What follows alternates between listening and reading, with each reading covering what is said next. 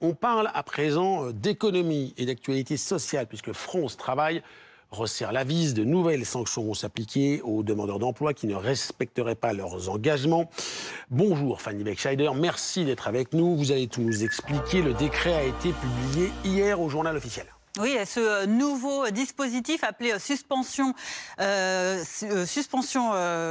on va le voir ici, remobilisation. Il prévoit plusieurs niveaux de sanctions pour les demandeurs d'emploi, qu'ils soient bénéficiaires ou non du RSA.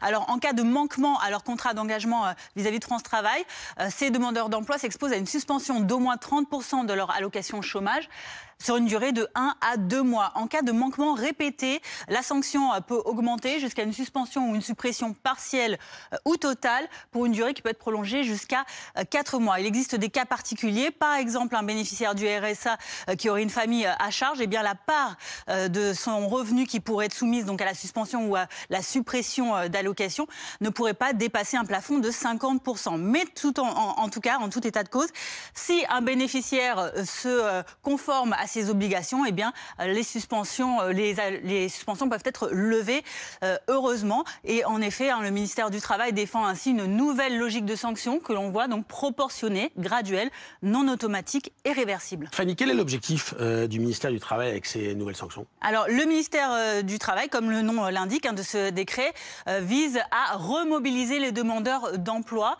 C'est une alternative à une suppression pure et simple du revenu ou des allocations, afin que la sanction favorise donc une remobilisation pour un retour rapide à l'emploi. France Travail qui précise de son côté qu'il s'agit plus de sanctionner la recherche effective d'emploi désormais, plutôt qu'une simple absence à un rendez-vous qui entraînait auparavant des sanctions assez mécaniques. Ce dispositif, il a déjà été testé dans 8 régions depuis le mois de juillet dernier par France Travail. Le bilan, eh bien, c'est qu'il n'y a eu aucune hausse du taux de suspension. Merci.